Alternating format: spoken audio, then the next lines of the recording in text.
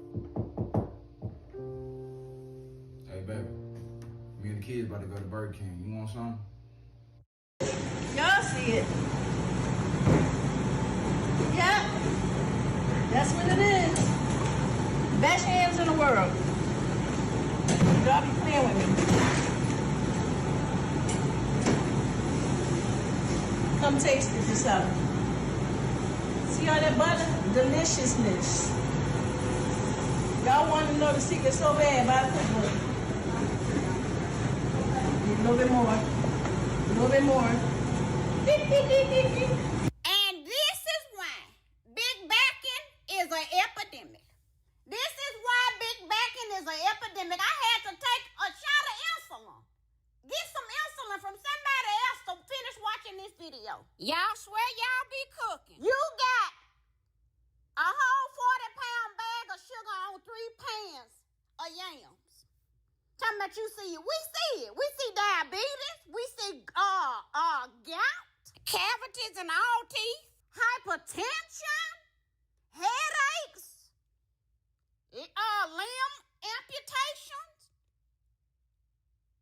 the big arm disease. I don't know what they call it, but just big arms. And if you can spread sugar like that, it's too much. Talking about it in a little bit more. That's enough. Jesus said that was enough. It's more than enough. It's abundant. You cooking up disease at this point. I wouldn't eat them yams with somebody else's mouth. We gotta do better. We gotta stop this mess. God is great. God is great. Yo, what's going on, boys? How are you? Yo, dap me up. Hey, all right, damn. What part of the city are you from? Yo, What's up? there, brother. Hey, Yeah. What's up? Yeah. You guys ready for this? Take this. Oh, all right, sick. Why don't you guys come inside? Don't ski. These are the guys. I'm Octavius Gray. And I'm Steve. Steve Lavoie. It's okay, I have vape in here, right?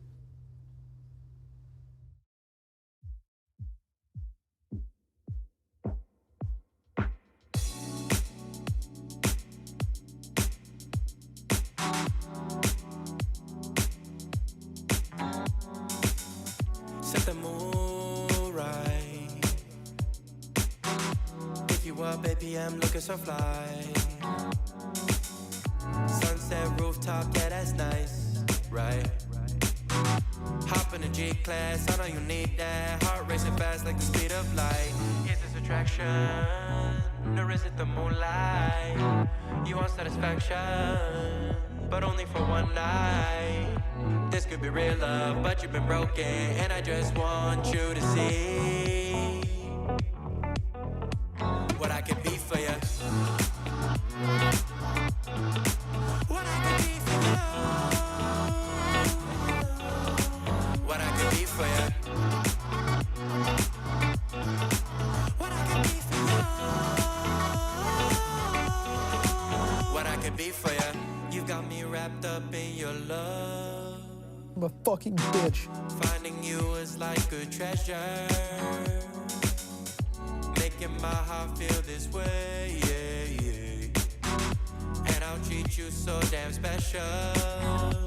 Barely. What you did, who you were with, I don't care about those days. When I'm with you, I won't complain. Share your success and heartbreaks. Yeah, you know I stay by your side. Never leave you dissatisfied. But I need you to let me know.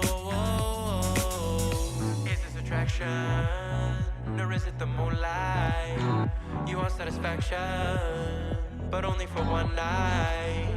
This could be real love, but you've been broken, and I just want you to see.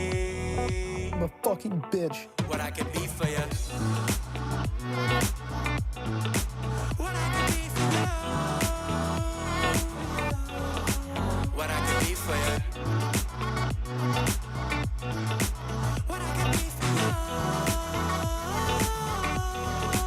What I can be for you. The first step to recovery is admitting who you are. Don't forget that. The first step The recovery. It's just one night. Oh, yeah, it's just one night. Yeah, baby girl, it's just one night.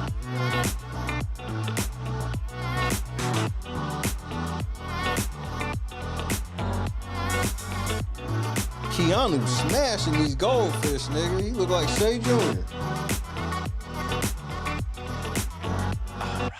Crushed it. God is great. Pepper Farm goldfish. R.I.P. Pops and R.I.P. Mike Payne. My pops, one of his best friends, worked at Pepper's Farms. Yeah, it's easy to get fat.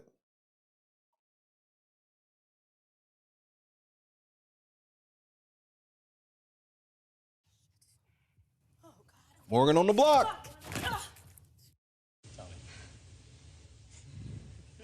Guys, I gotta go. You got it, I don't Jess. want to hurt myself. You got to pee? It's all right. No, You you got gotta it, go. Jess. You gotta go, girl. Let go. I don't even want to fall. Turn to the side. You're okay. You Just good. land right on that booty, girl. Just put your legs out Turn and to the pull on side. your booty. Jess, you're amazing. You got it. You got it. You got it. Turn to the side. Just let go and turn. Like you're laying in bed. Yep. Like you're jumping onto your bed on your side. Just let go and turn to the side. Shut your eyes. You got it, my love. Just turn to the side. You're okay. Careful. I've never even heard of him. I'm petty.